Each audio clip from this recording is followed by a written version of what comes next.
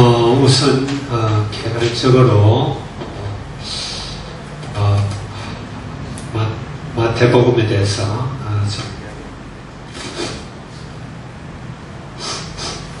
이야기를 좀 하고 그리고 말씀을 보도록 하겠습니다. 이제 지금부터는 신약을 시작합니다. 대부분 마태복음은 다 읽어봤죠. 성경 읽으려고 결심할 때 보통 마태복음을 제일 먼저 보는 사람이 많은데, 마태복음은 다 읽고 뒤에 가다가 이제 그만두고 보통 그렇게 하죠. 그래서 마태복음은 대충 다 알 것이라고 생각하는데, 먼저 여러분들한테 약속을 하라면 좀 곤란하고 마음에 좀 다짐하시기 바랍니다. 이번 달에 우리 마태복음을 보는데 이번 달 지나기까지 우리 마태복음을 한번 다 읽기를 마음에 다짐하는 그런 시간 됐으면 좋겠어요. 동의합니까?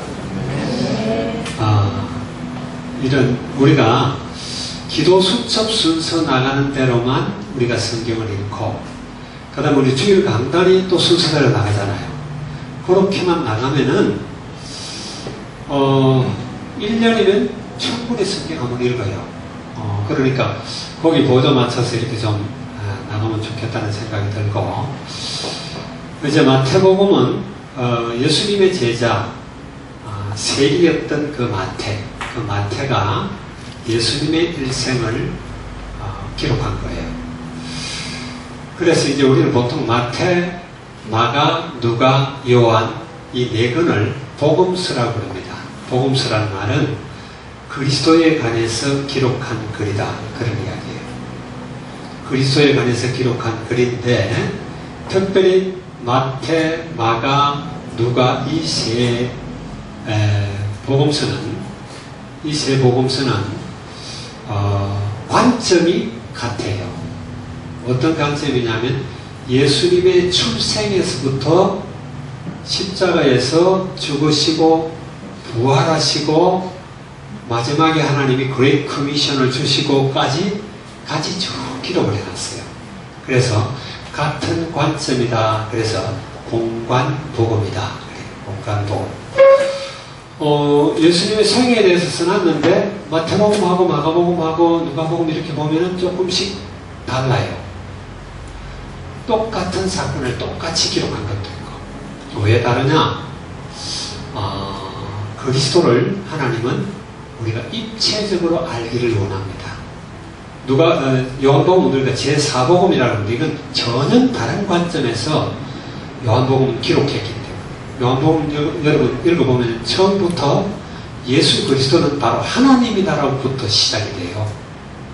그래서 요한복음은 굉장히 영적인 그런 말씀이에요. 그래서 저한테 누가 물어봐요. 성경을 어디서부터 읽으면 좋습니까? 그러면 저는 요한복음을 먼저 읽으십시오.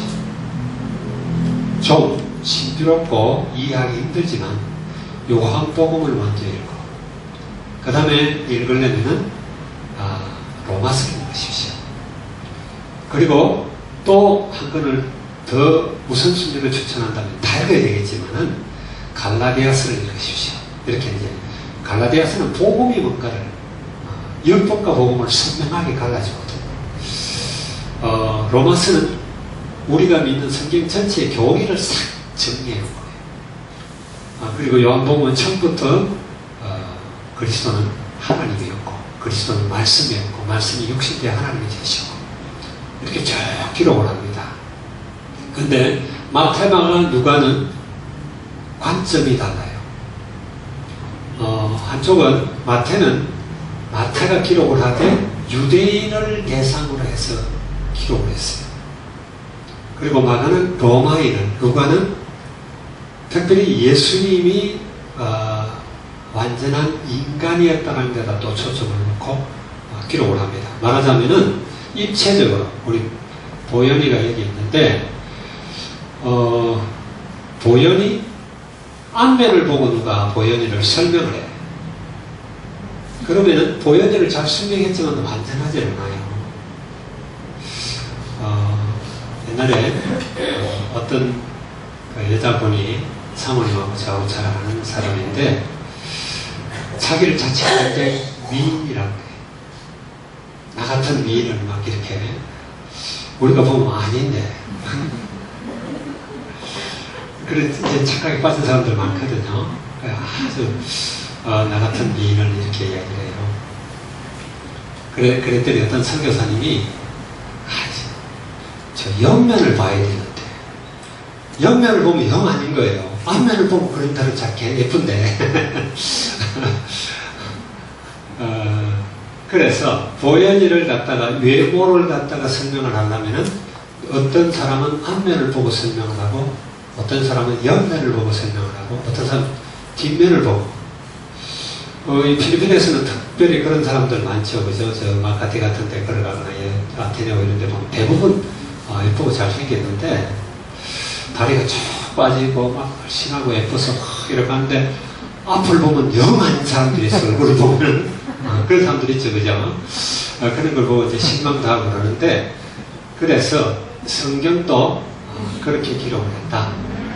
입체적으로 알도록 하나님이 각각 다른 저자들을 통해서 그리스도를 설명하고 있는 거예요. 그런데 공간복음에 거의 공통적인 것은 공간복음뿐만 아니라 성경 전체는 하나님의 나라가 어떤 것이냐에 대해서 쭉 기록을 합니다.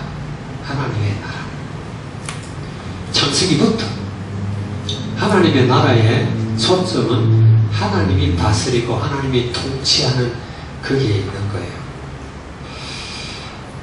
오늘 다니엘서 가지고도 이제 지난 시간에도 이야기하고 이번 시간에도 이야기를 했지만 그 떠인 돌이 신상을 쳤는데 신상이 박살이 나버리고 친 돌은 태산을 이루고 온 세계에 가득하게 됐다. 그게 하나님의 나라를 이야기하는 거예요. 그리스도가 오실 때까지 이제 나중에 9장에 가게 되면은 70일에 대한 설명이 나옵니다. 그런 설명들이 쭉 나오는데 예수님께서 오셔서 어떻게 이 땅에 하나님의 나라를 완성해 나가는가 이런 것들을 이야기하고 있어요. 마태복음의 주제는 특별히 그런 하나님의 나라다 이런 측면에서 우리가 읽어보면은 더 좋습니다. 그래서 마태복음 1장은 여러분이 잘 알듯이 아브라함과 다윗의 자손 예수 그리스도의 세계라 하면서 족보가 쭉 시작돼요. 그리고 1장 조금 뒤에 넘어가면 예수님이 탄생하시는 것에 대해서 이야기합니다. 그 다음에 2장에는 그 예수님이 탄생하니까 이제 헤롯 왕이 방문을 하려고 그러고 동방 박사가 방문을 하고 막 이런 게 나와요. 그래가지고 헤롯 왕에게 쫓겨가지고 애굽으로 갔다가 다시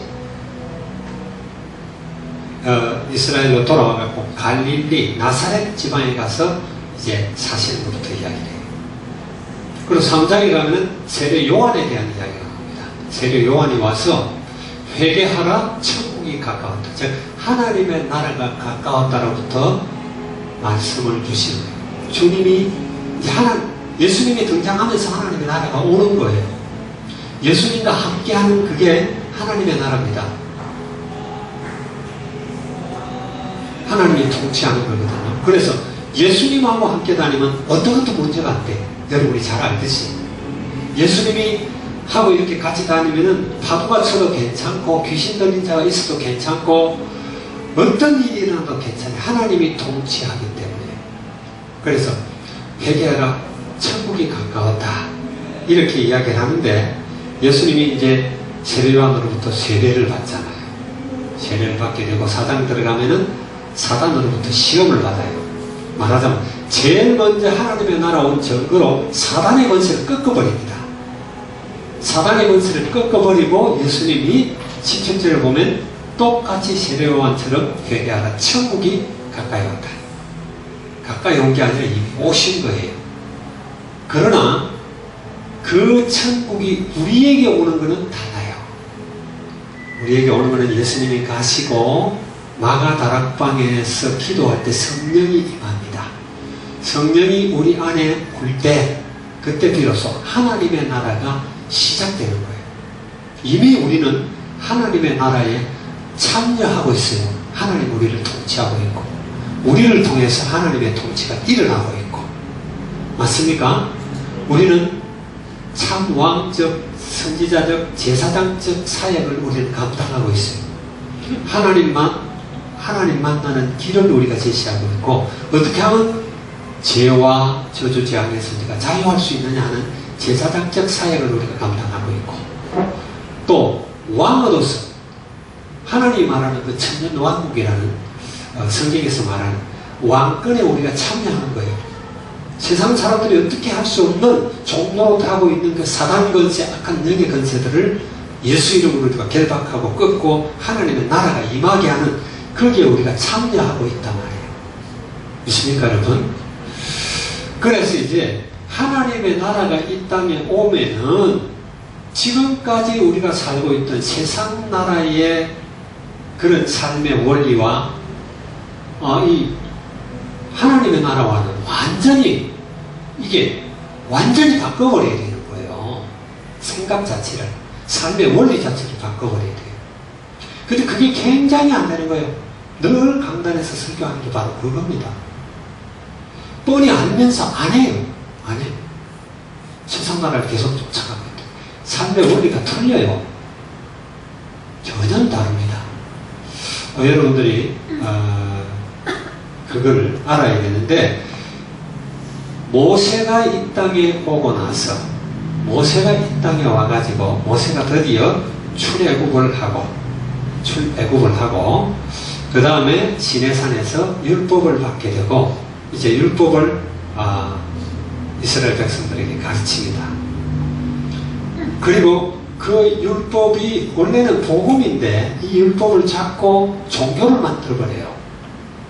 그래 종교 생활을 하면서 예수님이 올 때까지 얼마 기간이죠? 출애굽을 하고 시내산에서 메시지를 받때가 BC 1446년이에요. 그러니까 지금부터 3440 몇 년 되는 거죠. 그죠? 그때부터 유대인들은 계속 자기들이 종교를 만들고 자기들의 어떤 성경보다도 그들이 만든 그런 탈무드라든지 미시나라든지 여러 가지 이런 것들을 통해 갖고 종교 생활을 하는데 그들에게 예수님이 오셔가지고 지금 하나님의 나라는 그런 게 아니다. 삶의 원리를 완전히 바꿔주는 거예요. 그게 5장에서부터 7장까지입니다. 우리는 그걸 산에서 가르쳤다 그래야 산상수훈 그렇게 이야기하잖아요. 수훈이라는 것은 빼어난 가르침이다. 빼어난 숫자에 가르친 현자니까 상상에서 가르친 그건 좀 표현이 어떻게 보면 틀린 거예요. 하나님의 나라의 원리를 가르친 거예요. 하나님의 나라의 원리를 지금까지 살아왔던 그들이 가지고 있던 가치관을 완전히 뒤바꿔버리는 게 산상수훈이에요. 거기 예수님이 가면은 막 얼마나 많은 사람들이 모여드는지 몰라요. 근데 예수님이 다 돌려보내고 제자들을 따로 불러서 산에서 이제 가르치기 시작한 것이 마태복음 5장에서 7장까지예요. 오늘은 그 말씀을 보는 거예요. 그 말씀을 보는데 그렇게 예수님의 생애 3년 약 6개월에 걸친 생애를 쭉 어디까지 설명하냐면은 마태복음 20장까지 설명을 하고 그 다음에 21장부터 28장까지는 일주일 동안에 일어난 일들입니다. 21장에 예수님이 예루살렘으로 입성을 해요. 그때 막 나귀를 타고 들어오잖아요. 막 뭡니까? 무슨 나무입니까? 이걸 막 꺾어가지고 깔고 나귀 등에다가 뭐 옷을 벗고 길에다 옷을 깔고 이래 막 들어오니까 호산나 찬송하리로다 막 이러잖아요. 그렇게 예수님을 환영하는데 들어와서 얼마 안 있으니까 휙 돌아서 갖고 예수님을 십자가에 못 박아라 이러죠. 그 주간에 예수님은 십자가에 못 박히시고 죽으시고 부활은 그 다음 주일이니까 아직 그 첫날이 되는 거죠. 그 일주일간 일을 21장부터 28장까지 쭉 설명을 해요.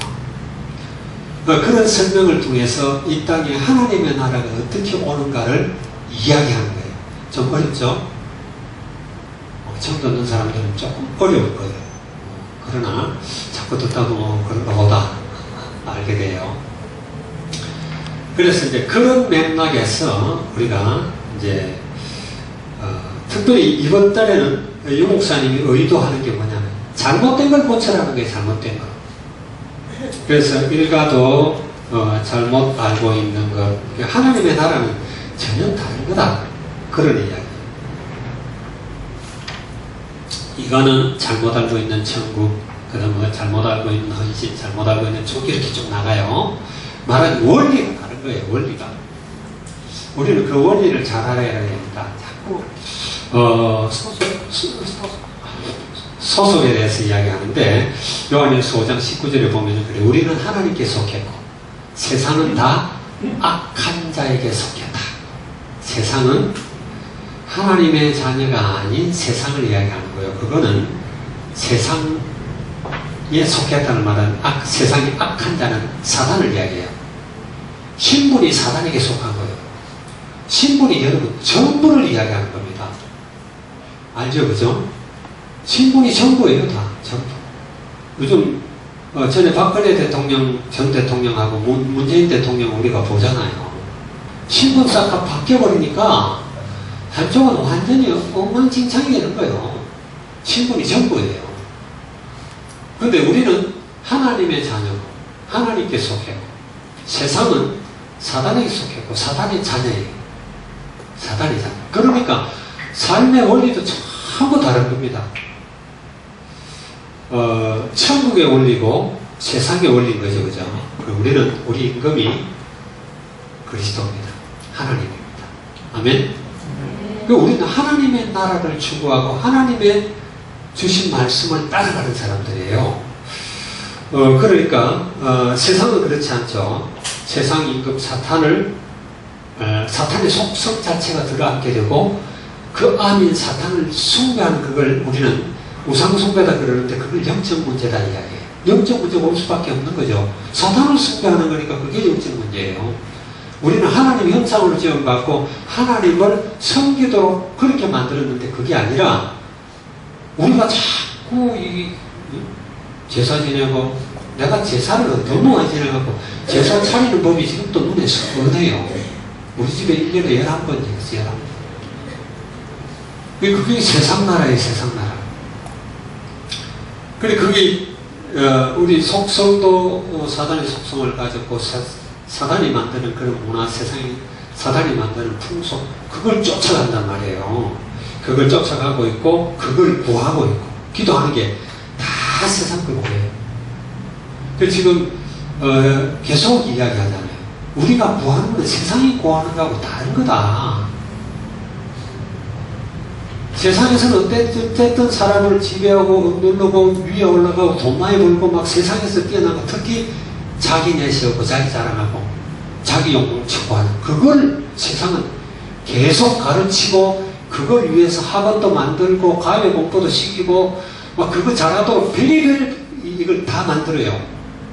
근데 성경은 그렇게 가르치지 않아요. 성경은 그거하고 전혀 다른 걸 가르쳐요. 우리 안에 먼저 하나님의 나라가 임해야 되기 때문에 이런 원리들을 이야기하는 거예요. 세상 사람들은 결국 자기 영광을 추구해요. 자기 영광. 느부갓네살 왕처럼, 알렉산더 왕처럼, 뭐 전부 다 그래요. 어쨌든 자기를 위해서라면은 사람을 죽이고도 또 혹은 어떤 부정을 저지르든 아니면 어떤 이 법망을 이용하는 간에 자기가 높아지는 그걸 향해서 막 달려가요. 근데 하나님의 나라 원리는 그게 아니에요. 그런 사람들을 살리고 그런 사람들을 세우고 그런 사람들을 돕고 하나님을 알도록 만드는 그런 원리를 우리는 따라가는 거예요. 믿습니까? 물론 우리가 영적인 서밋에 올라가게 되면은 하나님께서 세상도 다스리도록 그런 자리로 끌어올리십니다.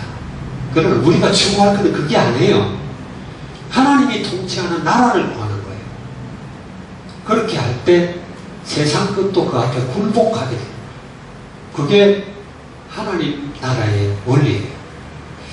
그런 축복을 여러분 누리게 되기를 주의 이름으로 축원합니다.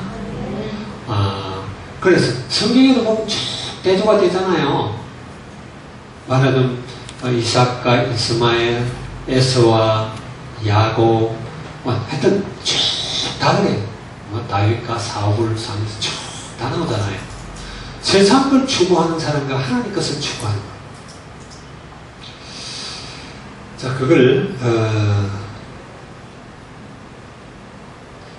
우리가 잘 알아야 됩니다. 그래서 하나님의 나라에 조금이라도 그 원형을 우리가 찾는다면 사탄이 개입하지 않는 창세기 1장, 2장 그리고 요한계시록 21장, 22장 양쪽의 두 장에는 사단이 없어요.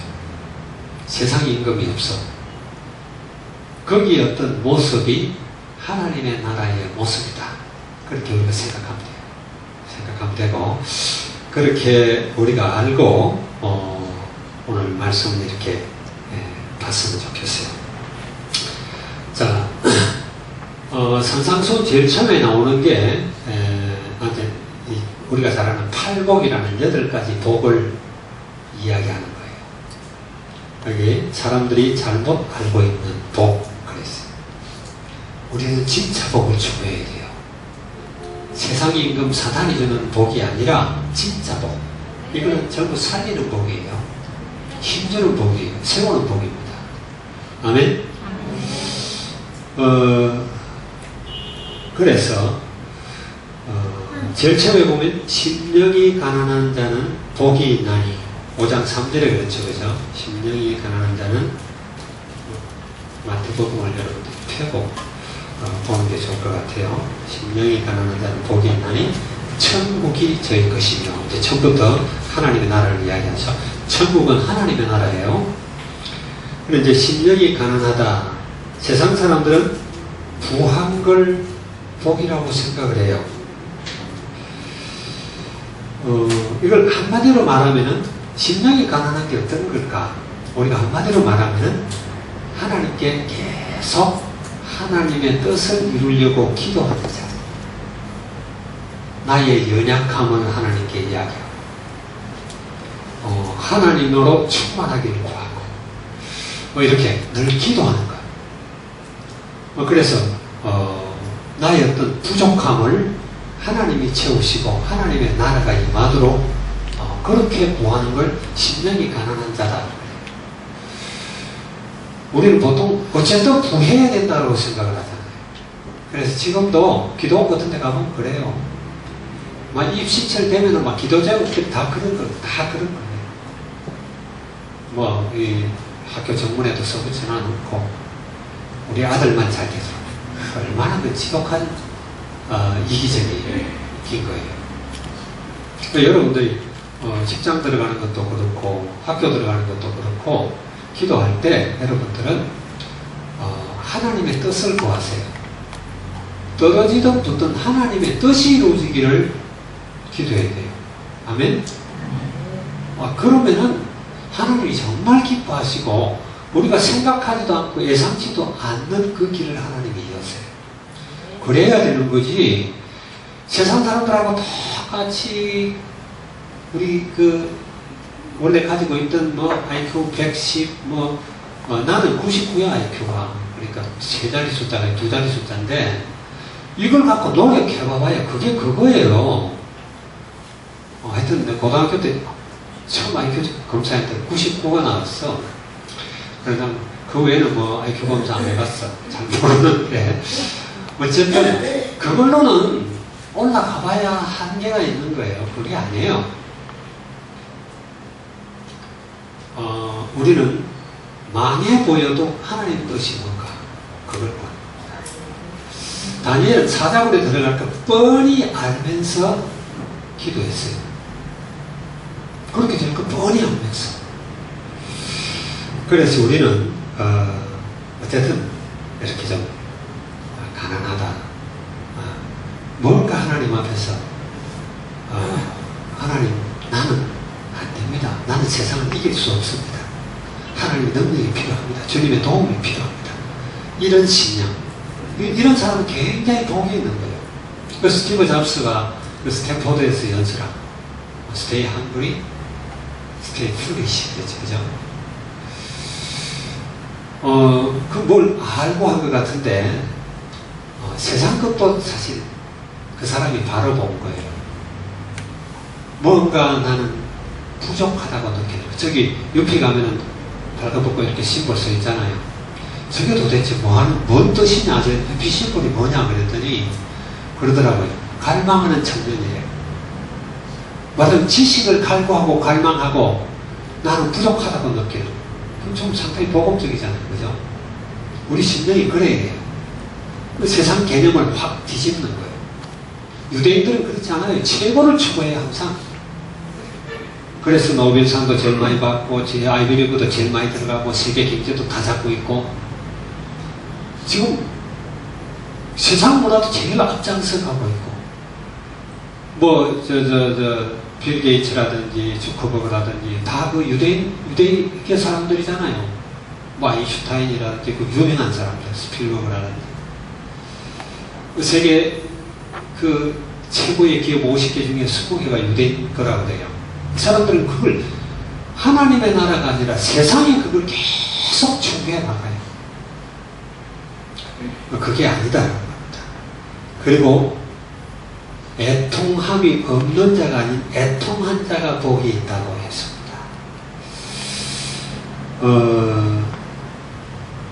여러 가지 이런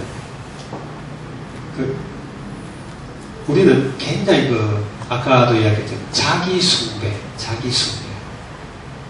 자기 스스로 높아져야 되고, 자기가 지배해야 되고, 자기가 영광을 받아야 되고, 이걸 계속 구합니다. 그런 사람들에게는 애통함이 없어요. 근데 내 속에 있는 죄성, 하나님의 영광을 구하지 않고 끊임없이 나를 내세우려고 하는 이런 사람들은 애통함이 없다니까요. 그 우리의 싸움이 제가 작년에 그런 결단을 했는데 잘 안 돼. 지금도 계속 올해도 결단을 하고 하는데 잘 안 돼. 뭐냐면 내 자신과 아주 피 튀기는 혈전을 벌여야 되겠다. 내 이기적이고 나를 추구하고 나를 주장하려고 하는 이걸 내가 뛰어넘지 않고는, 그러지 않고는 정말 하나님의 나라를 누릴 수가 없다라는 거예요. 여러분, 여러분과의 싸움을 해야 됩니다.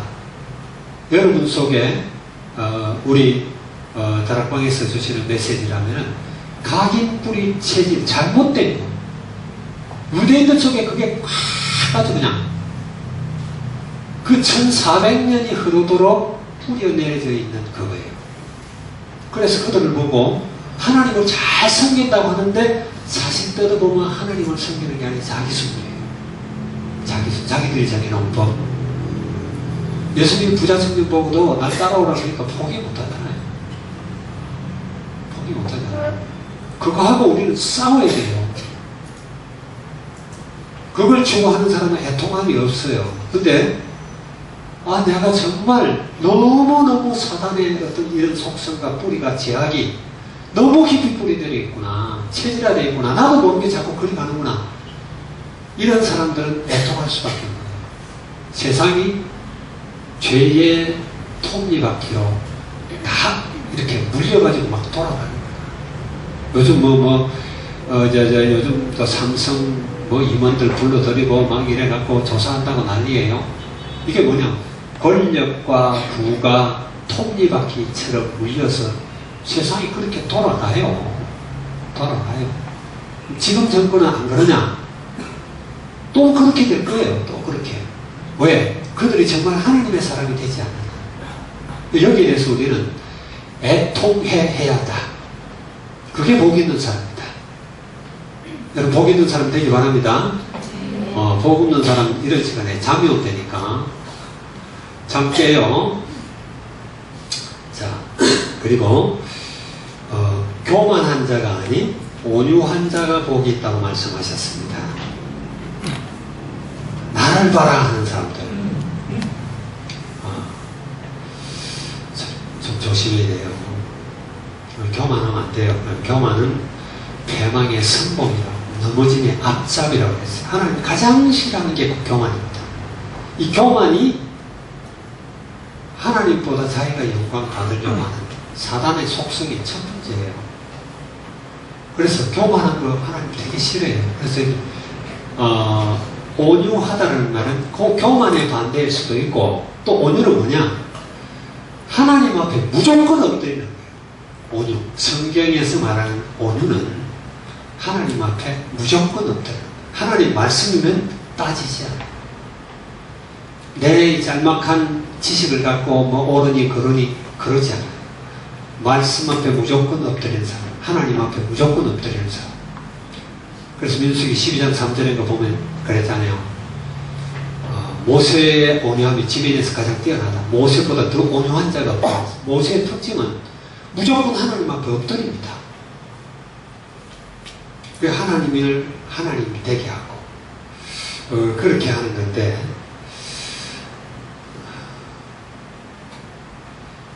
그 우리 옛날에 내가 군에 갔을 때, 군에 있을 때 참 옛날 이야기 한다. 군에 있을 때 뭐 굉장히 오래전이잖아요. 40년도 넘었는데 40한 3, 4년 됐죠. 그때 이야기를 지금 하니까 그때는 막 그랬어요. 대부를 보지 않은 사람, 대부라는 영화 있죠. 대부를 보지 않은 사람은 남자라고 하지 마라. 그랬어요. 그리고 또 어떤 사람은 그래요. 내한테 남으면 자존심 받겠다. 내가 이거 버리면 난 죽는 거다. 말이에요. 여러분, 자존심 중요하지 않아요? 하나님 앞에 자존심 던지세요. 아멘? 그리고 중요하지 않아요. 하나님 말씀이면 그냥 엎드리는 거예요. 잘못했습니다. 이렇게 하는 거예요. 그런 사람들이 복이 있다. 그 이야기예요. 그리고 의에 줄이고 목마른 자, 의에 배부른 자가 아니고 의에 부한 자가 아니라 늘 의로운 일 때문에 갈급해하고 줄이고 이런 사람들, 목말라 하는 사람들. 여기서부터는 별로 설명할 필요가 없이 우리가 이해할 수 있는 이야기들이에요. 그죠? 의에 줄이고 목마른 사람. 저와 여러분은 그랬으면 좋겠어요. 그래, 진짜 복 있는 사람의 반열에 들어가기 바랍니다. 늘 그러면서도 또 세상 나가면 세상 법 따라가려고 그래요. 세상 원리 따라가려고 그래요. 유대인들은 전혀 그렇지가 않았거든요. 그저 자기들의 율법, 자기들의 체면, 자기들의 가문, 자기가 지켰던 그런 여러 가지 이런 것들. 여기 얼마나 자존심들이 강한지. 지금도 유대인들이 그래요. 유대인들은요, 지금 유대에서도 하나님의 큰 이런 변화를 일으키고 있습니다. 하나의 두 가지예요. 하나는 급격하게 세상적으로 그러고 있습니다. 유대인들이. 그래서 어제 내가 그런 동영상을 하나 봤는데, 유대 최고의 그 경제도시가 테라비브입니다. 테라비브.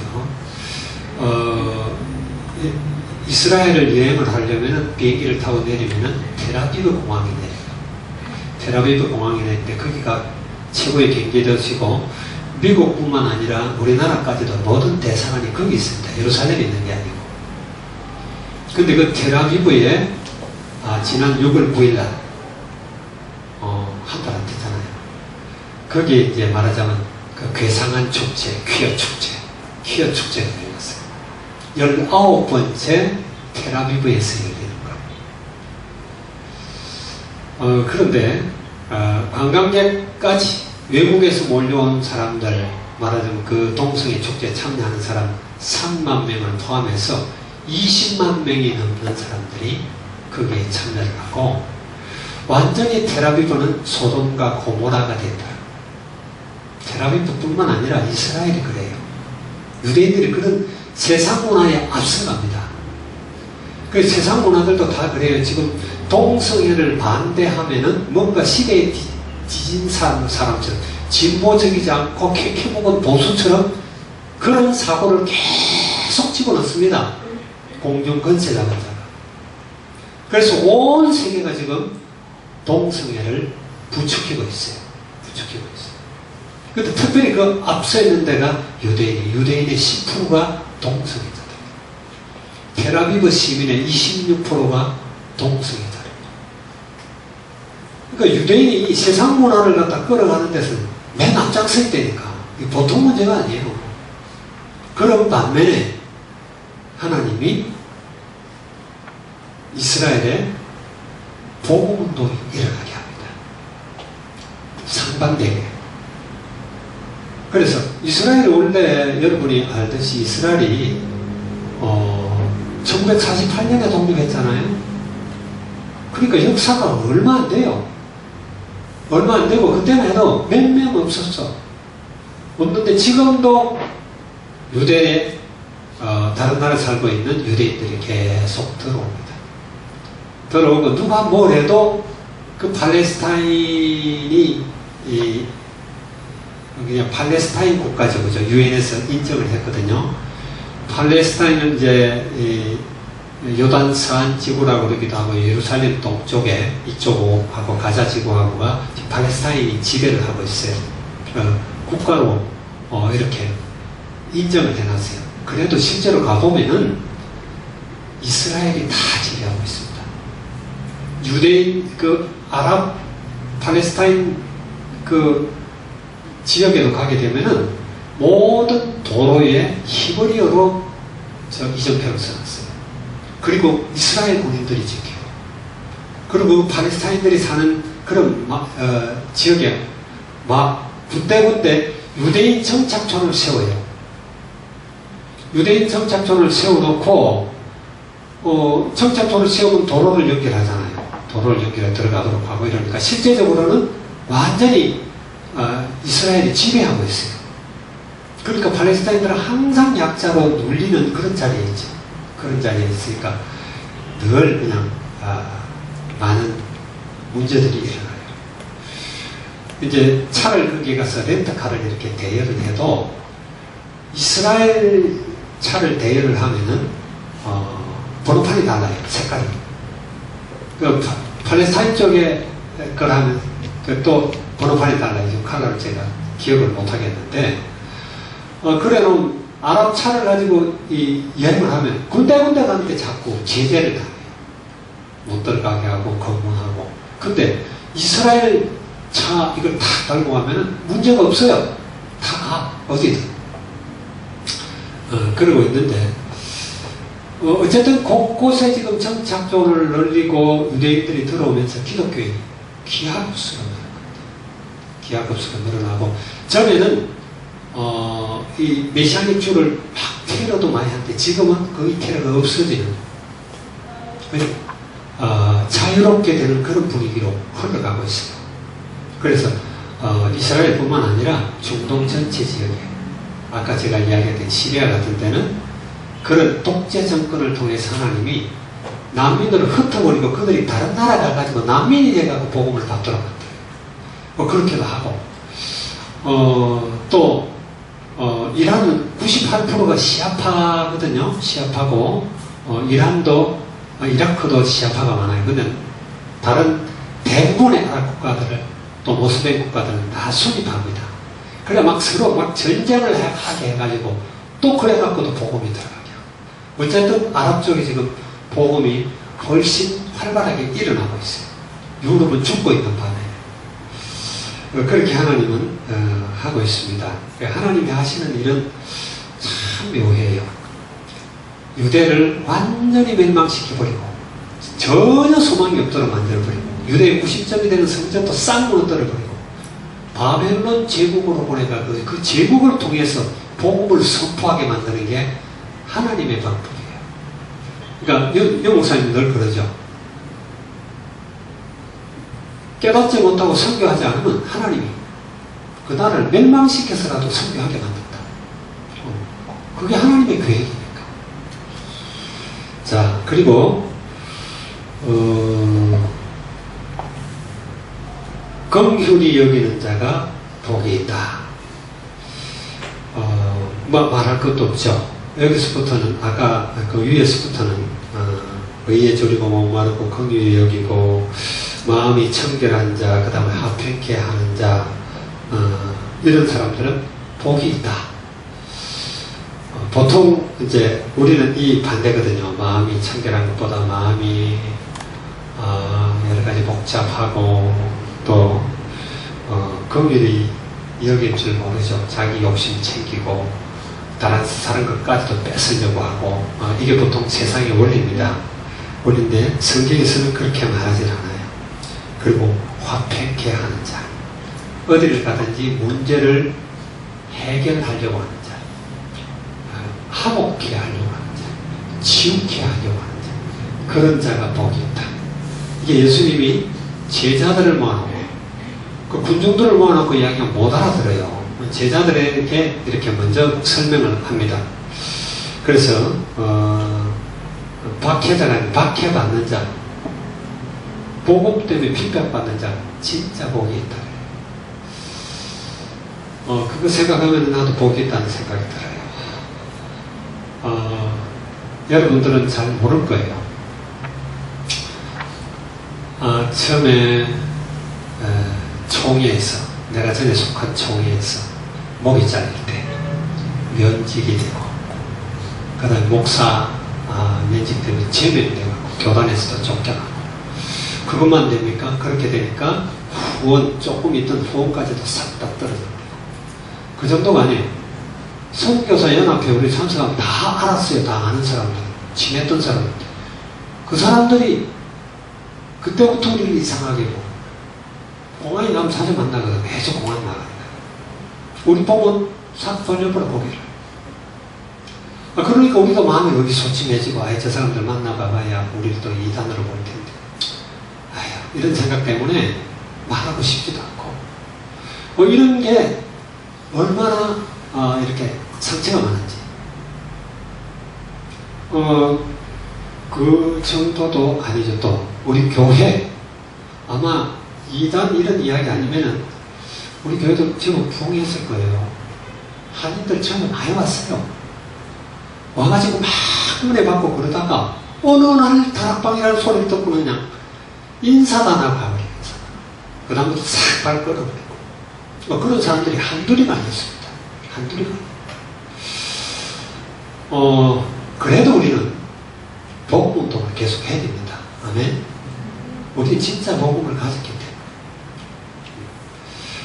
때문에. 세상 사람들은 보통 종교인들, 교회에서 가르치는 사람인데, 그런 아까 내가 이야기했던 기도원이라든지 이럴 때 기도 제목 쏘면서 우리 아들 1등하게 해주세요, 우리 아들 학교 가게 해주세요, 우리 남편 진급 빨리 하게 해주세요, 좋은 아파트 당첨되게 해주세요.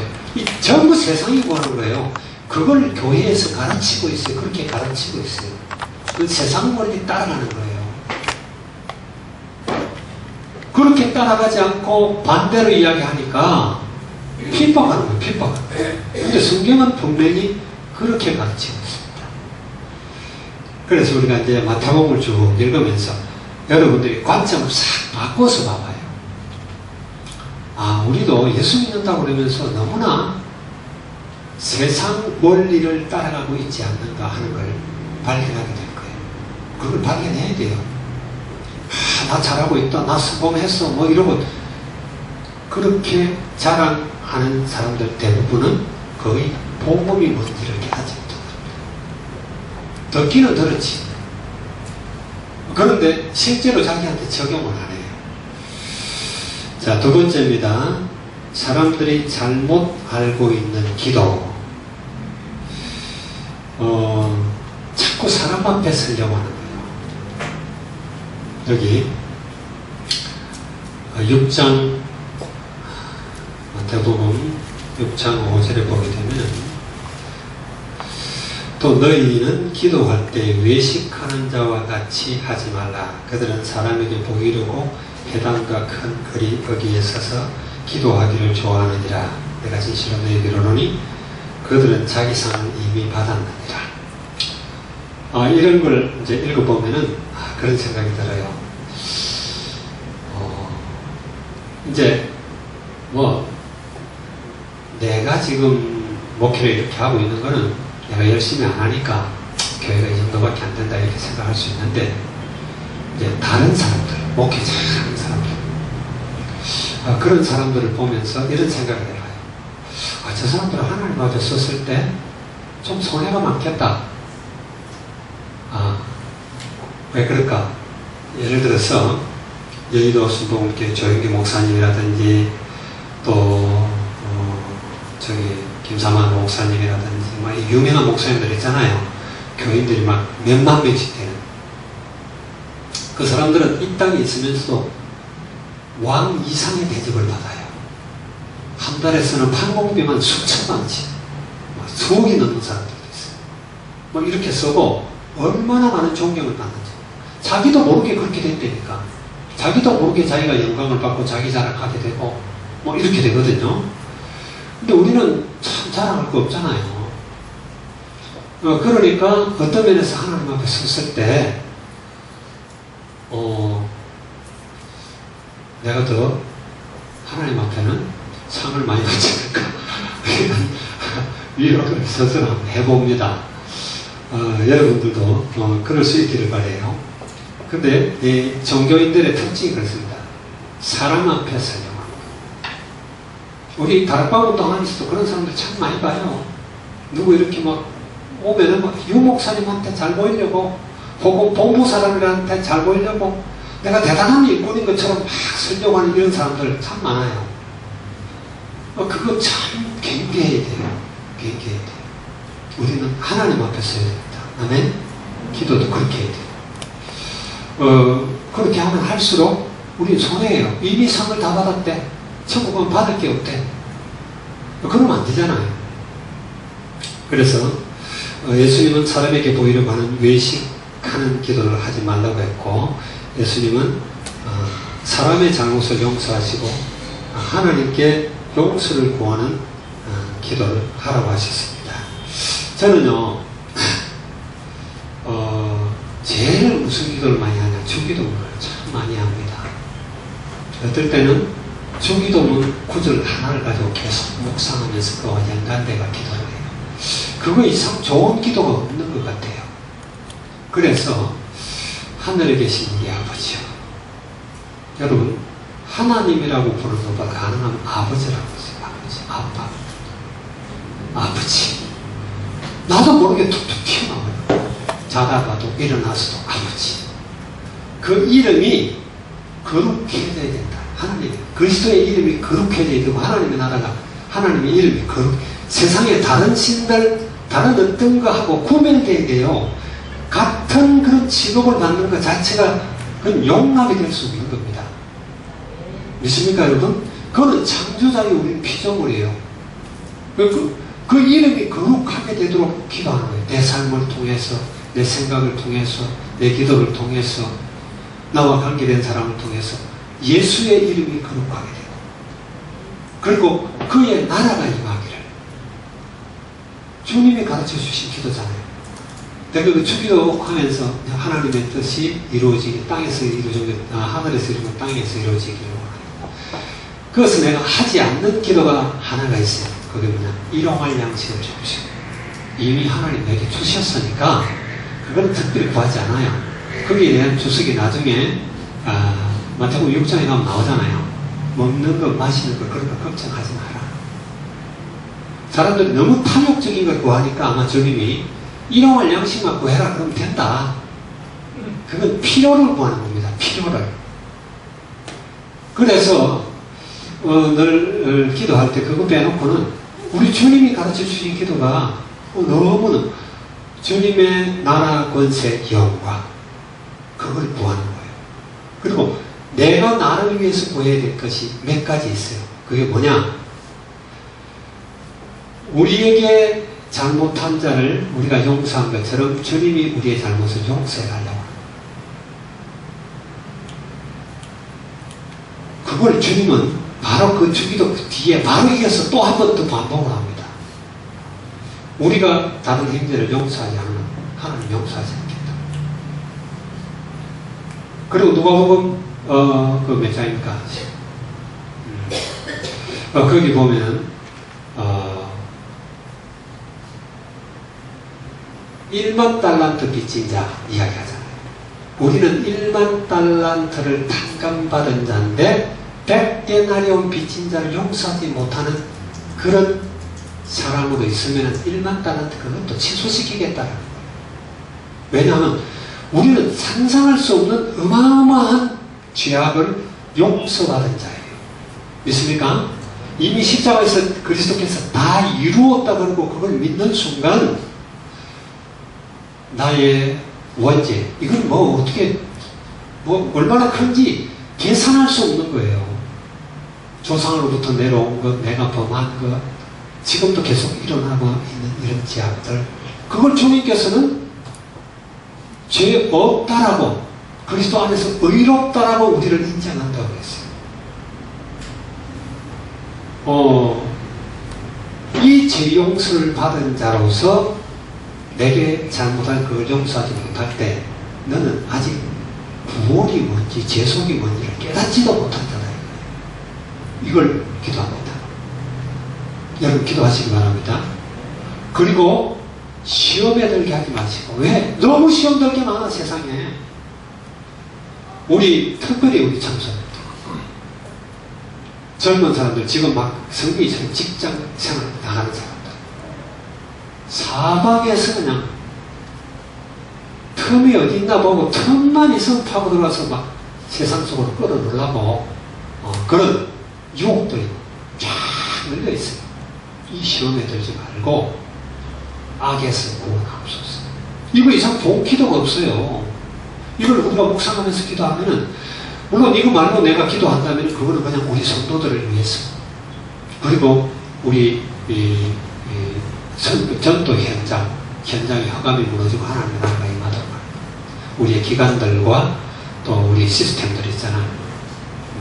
학사라든지 또 미션들, 그리고 RICS, 또 메카, 또 레브스, 이런 것들 놓고 기도하는 거죠. 그건 일상적인 기도고, 내가 항상 필수적으로 하는 기도, 주님께서 우리에게 가르쳐주신 기도, 그거면은 다 있어요. 얼마나 주님이 놀라운 기도를 가르쳐 주셨는지. 내 욕심 구할 것 없어요. 주님 다 알아요. 내 필요 다 알아요. 아멘? 내 욕심 구할 거 없다니까. 하나님의 나라를 구하는 거예요. 그의 통치를 구하는 거예요. 그의 영광을 구하는 거예요. 그의 뜻을 구하는 거예요. 끊임없이 우리는 자꾸 직장을 들어갈 때나 학교를 갈 때나 오늘 하루 출발할 때도 어떤 문제 사건이 있을 때 하나님의 뜻이 뭔가, 이걸 우리 고민해야 돼요. 그래, 그걸 놓고 기도해야 돼요. 그러지 않고 그냥 내 생각대로 막 하고 그러면 안 되거든요. 그래, 이런 기도를 여러분 하시기 바랍니다. 그리고 3절에 세 번째 보니까 예수님은 먹을 것, 마실 것, 입을 것을 구하는 건 이방인이 구하는 기도, 그런 이방인이 구하는 기도를 하지 말라. 이걸 세상에 속한 자들, 세상 원리 따라가는 사람들이 구하는 거다 말이에요. 아들이 아버지한테 먹을 거 입는 거 놓고 맨날 간절하게 엄마 아빠한테 구하고 그런 사람 있어요? 능력이 없어서 우리가 엄마 아빠가 못 해줄 수는 있어요. 그러나 엄마 아빠의 기본적인 마음은 뭐예요? 내가 가진 것 그 이상을 자식에게 주고 싶은 거예요. 자식 이상하게 삐딱하게 나가면 안 되지만 그렇지 않으면 다 주고 싶어요. 그래서 하나님은 우리 먹는 거 마시는 거 다 알아요. 필요한 거 다 알아요. 그러니까 그러면은 구하지 마라. 그런 이야기예요. 유명한 그 성경 구절에 공중나는 새를 받아 들여빙대가 바라봐. 자, 세 번째입니다. 큰 세 번째. 사람들이 잘못 알고 있는 신앙생활. 비판하지 말라고 그랬죠. 그죠? 비판하는 그 비판으로 내 비판을 받을 것이다. 그리고 뭐라고 그랬어요? 남의 눈에 든 티는 보면서 네 눈에 있는 뜰보는 보지 못한다. 내가 훨씬 잘못이 큰데 항상 다른 사람을 보는 거예요. 자기 고칠 생각하지 않아요. 자기 배는 다 배납니다. 우리 사역자들도 마찬가지예요. 자꾸 저 사람을 바꾸려고 하지 내가 바뀌어요. 그럼 바뀝니다. 아멘? 내가 성령 충만하면 전가되게 돼 있어요. 그래서 우리는요 비판은 참 쉽습니다. 요즘 이제 대학생들이라든지 주로 이런 사람들의 특징이 뭐냐면, 특히 예수 믿는 사람들 특징이 뭐냐면 비판력이 엄청 발달되어 있어요. 왜 그러냐? 많이 설교를 듣고 이러다 보니까 남 잘못하는 걸 엄청 잘 가려내요. 그래 뭐 비판 잘합니다. 자기는 하나도 행하지 않아. 못해. 그거 바꿔야 돼요. 그래서 뭐 옛날에 그런 말 있잖아요. 경찰들이 안경 쓴 예수 믿는 사람하고는 말 안 한다. 왜? 안경 쓴 사람들은 잘 따지고 먹물이 좀 들어간 사람, 요즘은 다 안경 쓰지만 요즘 공부해서 안경 쓴 것보다 게임하다 안경을 많이 쓰지 그죠? 근데 옛날에는 다 그래도 이 책을 많이 보다가 보니까 이 눈이 나빠지는 제일 큰 원인이 뭐냐? 가까운 데 있는 걸 보는 거예요. 가까운 데. 특히 전자파 같은 거. 그래서 몽고 사람들은 평균 시력이 2.9라고 그러잖아요. 그리고 이 높은 사람들은 5.0까지 나와요. 5.0이면 내가 그 강대상에서 갖고 뒤에 우리 사진 걸어놓은데 거기에 글씨 쓰는 것도 다 있는 그 정도 되는 거예요. 근데 더 눈 좋은 사람들이 있다. 우리 몽골 사람들은 그냥 그 넓은 피문에서 그 머리 초원을 바라보는 거예요. 그게 시력이 엄청 좋아지는 거예요. 근데 더 좋은 사람이 있대. 그게 지중해에서 이렇게 청상아리, 그러니까 뭔가 이걸 잡는, 그걸 갖다 관찰하는 사람들이에요. 6.0이 나온대. 멀리서 바닷속에 움직이는 큰 물고기 떼들을 보는 거예요. 그리고 지시를 해주면 그거 가서 잡는 거예요. 그러니까 늘 멀리서 이렇게 보는 훈련들. 여러분들 눈 나쁜 사람들은요, 가나운 틈나무 나와서 밖에 멀리 산을 보고 하늘 보고 그러세요. 가까이 이렇게 보면 눈이 점점 나빠져요. 점점. 그 이야기는 눈 이야기예요.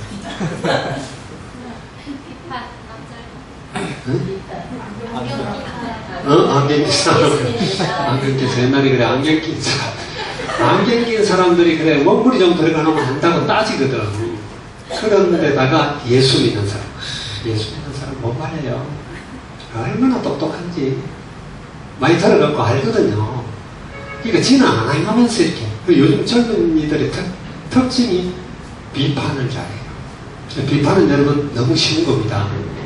누구든 비판할 수 있어요. 누구든. 왜? 약점 없는 사람 없으니까. 그걸 갖고 막 무너뜨리려고 해요. 세우는 것은 굉장히 어려워요. 조그만 거 한 개도 세우는 것은 굉장히 어려워요. 여러분은 세우는 사람이 되시기 바랍니다. 무너뜨리는 것은 굉장히 쉬워요. 그러면 안 되거든요. 그래서 비판하는 것보다 계속 세우는 쪽에 우리는 관심을 둬야 됩니다. 그게 이 사고 전환이에요. 그 다음에 예수님은 율법과 자녀에게 간에 말씀하셨습니다.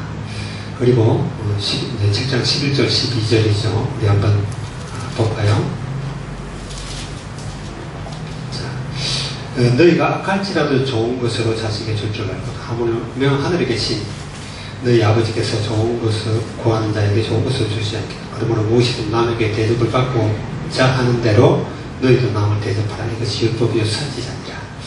이걸 이제 사람들은 보통 이야기를 하기를 황금률이다 그래요. 황금률. 먼저 대접해라. 이 말은 먼저 모든 사람들에게 먼저 선의를 베풀어라. 먼저 용서하고 먼저 주고 먼저 이렇게 하면 돌아온다. 우리는 그렇지 않습니까? 자꾸 받으려고 하지. 안 좀 뺏으려고 하고 그렇게라도 하려고 하는데 여기에 대해서 가르치고, 그 다음에 반석 위에 교회와 모래 위에 교회에 관해서 말씀하셨습니다. 예수 그리스도를 반석이라고 그러잖아요. 우리는 모든 것을 반석 위에 세워야 됩니다. 반석 위에 세운 집은 비가 오고 창수가 나도 전혀 흔들리지 않는데, 모래 위에 세운 집은 높이 세우면 높이 세울수록, 크게 세우면 크게 세울수록 더 크게 무너진다. 그래요. 그래서 우리는 모든 것을 그리스도 안에서 행하고 그 위에 세우고 거기에 뿌리 내리고, 고로새서 2장 6절 7절 말씀처럼 그렇게 해야 됩니다. 그게 우리가 이제 살아가는 삶의 원리예요. 오늘 이제 마태복음 처음 들어가면서 우리가 잘못 알고 있는 것을 고쳐야 된다, 이런 거거든요. 세상적인 우리 어떤 사고, 가치관, 또 세계관, 역사관, 지금까지 우리가 생각했던 그런 것들을 싹 바꿔야 됩니다. 오늘도 이야기했잖아요. 세상의 영웅들은 중국이 뭐 통일되는 게 그렇게 중요합니까? 알렉산더가 뭐 이렇게 통일되는 게 그렇게 중요하지 않아요. 누가 다니는 상관없어요. 하나님 그런 거 원치 않아요.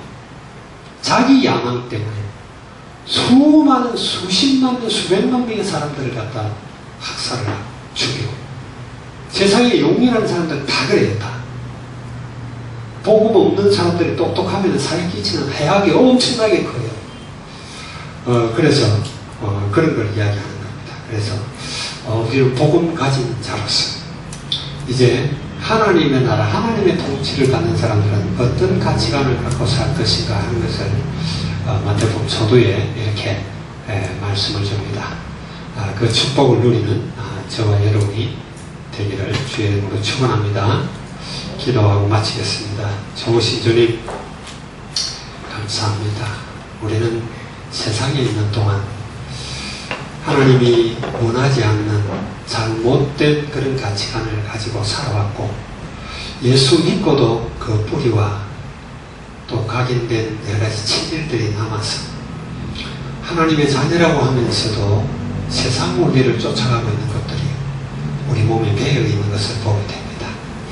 이런 우리 자신을 우리가 바라보고 늘 하나님 애통해하며 싸움할 수 있는, 그래서 내가 내 삶을 사는 것이 아니라 그리스도가 내 삶을 살 수 있도록, 그리스도가 나를 지배할 수 있도록 그런 싸움을 하며 하나님께 영광 돌리는 그런 우리 모두가 될 수 있도록 축복하여 주시옵소서. 주님께 감사를 드리었고 우리 주 예수 그리스도의 이름으로 기도합니다. 아멘.